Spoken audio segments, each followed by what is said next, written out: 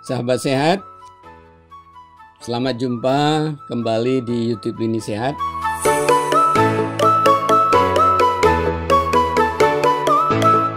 Dan pada kali ini saya tetap mengajak sahabat semua ngobrol tentang gaya hidup sehat yang pada beberapa episode lalu sampai episode ini dan episode mendatang menjawab berbagai pertanyaan umum yang disampaikan di salah satu media online besar di dunia ini.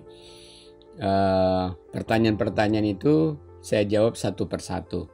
Nah, pada kali ini saya akan menjawab pertanyaan. Ketika diketik kenapa diet, ada pertanyaan di sana, kenapa bila diet dianjurkan tidak makan nasi? Betulkah ini? Kalau betul alasannya apa? Kalau enggak alasannya apa?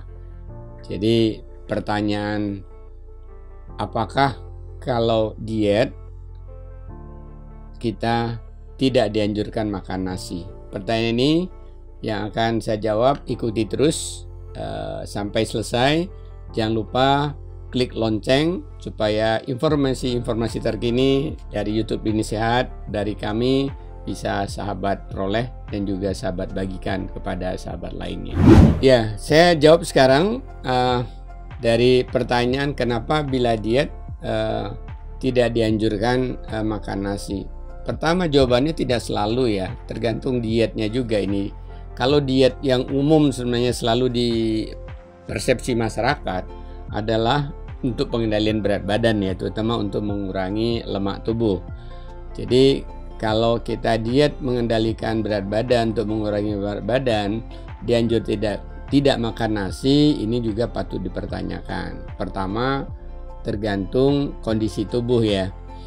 Kalau kondisi tubuh kita memang disertai dengan ada gejala diabetes ya, tentunya perlu hati-hati kita memilih makanan-makanan sumber karbohidratnya, memperhatikan kadar seratnya, memperhatikan respon gula darahnya atau yang disebut dengan indeks glikemik, apakah rendah apa tinggi. Tentunya yang bagus yang indeks glikemiknya rendah ya. Jadi sangat tergantung kondisi yang diet, kemudian juga kebiasaan makanan yang disempurnakan menjadi diet yang diberikan oleh orang yang menganjurkan. Jadi jawaban pertamanya tidak selalu ya, harus cermati lebih dahulu terhadap kondisi yang melakukan diet, kemudian juga jenis-jenis susunan makanan dan jumlahnya yang diberikan bagi yang akan melakukan diet tadi, bahkan juga aktivitas fisiknya. Yang kedua ya, bisa jadi bukan tidak dianjurkan makan nasi, membatasi makan nasi. Mungkin karena ada gejala kecenderungan gula darah tinggi ya, respon terhadap makan nasi. Bisa jadi karena jenis nasinya. Ikannya kita terlalu sering menggunakan nasi putih yang seratnya rendah, nasi putih yang indeks glikemik atau respon gula darahnya relatif disebut indeks glikemiknya tinggi. Karena itu ya, pertama, kalau kita diet tadi untuk mengatur supaya disertai pengaturan glukosa darah jangan meninggi, ya pilihlah beras ya, tentunya yang seratnya tinggi. Biasanya beras merah, beras hitam itu relatif tinggi seratnya. Apalagi kalau jenisnya beras tumbuk misalnya ya, bukan beras yang disosok, itu seratnya lebih tinggi lagi. Dan indeks glikemiknya lebih rendah, artinya lamban respon peningkatan gula darah kalau kita makan tadi. Kemudian jumlahnya ya, kalau biasanya sedang tidak diet makannya 200 gram beras satu hari, itu berarti 400 gram nasi dua kalinya, itu sama dengan hampir 3 piring ya. Jumlahnya dikurangi dari 3 piring jadi 1,5 piring, jadi 2 piring ya. Di samping jenisnya tadi dipilih yang indeks glikemiknya lebih rendah dan yang lebih kaya serat. Lebih baik lagi kalau yang tumbuk, atau memang sebagian porsi nasi tadi digantikan dengan jenis ya pangan karbohidrat yang seratnya lebih tinggi, indeks glikemiknya lebih rendah. Ada banyak jenis biji-bijian ya, termasuk kalau kita makan disertai dengan beras jagung ya, jagung giling yang dicampurkan ke beras ketika memasak nasi, jadi nasi jagung misalnya gitu ya. Di samping itu beberapa jenis umbi-umbian juga ya, seperti talas, itu juga seratnya relatif tinggi, tapi tetap aja dibatasi jumlahnya ya. Kalau meskipun serat tinggi, kalau dimakan banyak tetap aja ya lama-lama karbohidratnya tetap tinggi di proses dalam tubuh, hanya masalah waktu saja. Kemudian satu lagi ya, benar sih kita perlu membatasi, bukan pantang terhadap nasi ya, bila disertai dengan hasil pemeriksaan tenaga medik bahwa kita ada gejala diabetes dan kita harus atur gitu ya. Kalau tadi hanya sekedar karena gula tinggi, sekarang ada gejala diabetes, prediabetes misalnya gitu ya, memang perlu diatur. Karena itu tentu pertimbangan yang memberikan diet tadi tidak hanya sekedar tadi untuk mengendalikan lemak tubuh, tapi juga mengendalikan insulin, mengendalikan gula darah.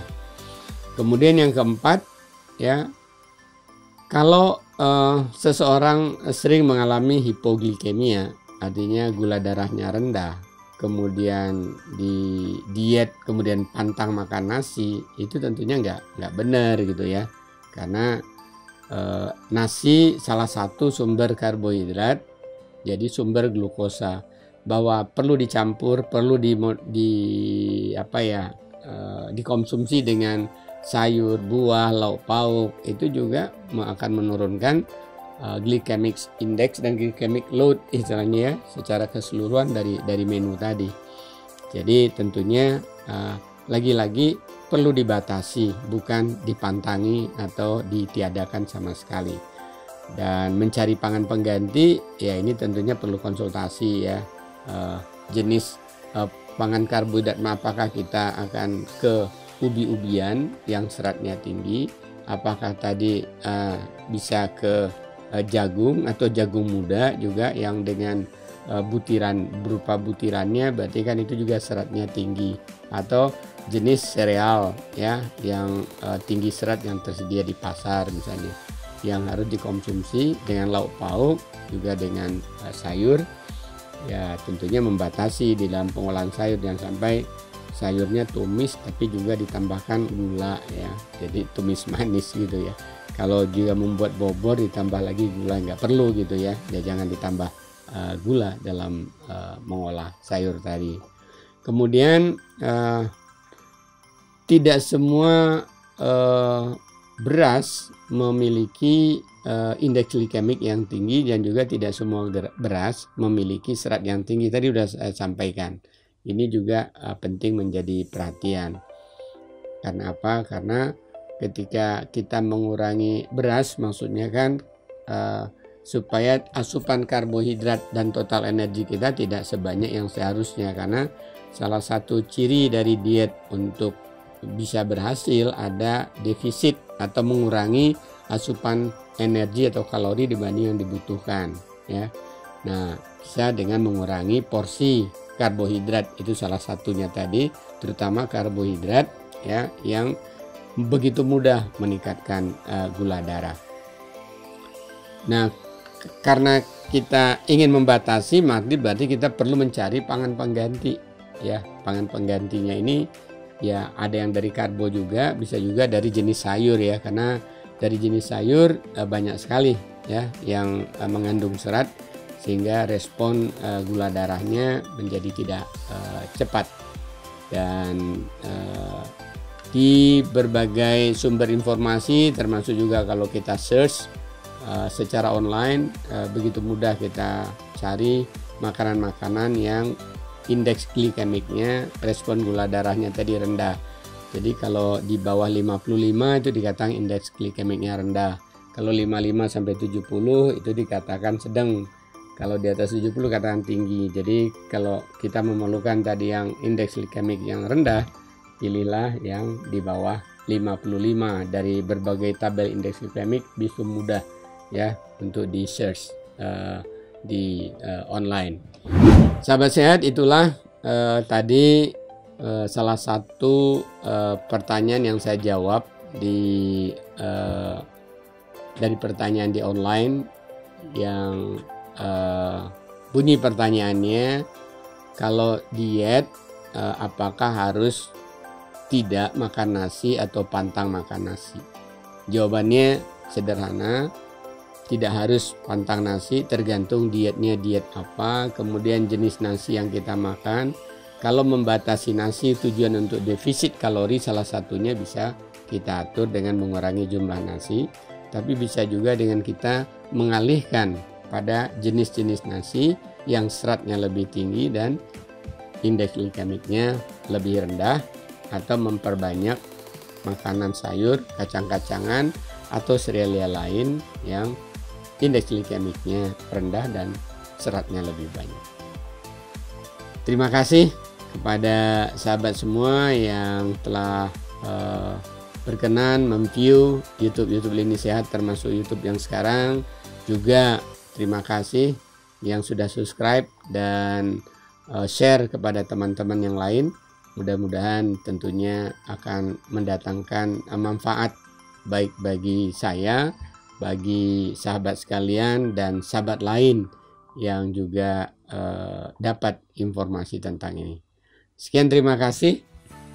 Sampai jumpa di episode selanjutnya.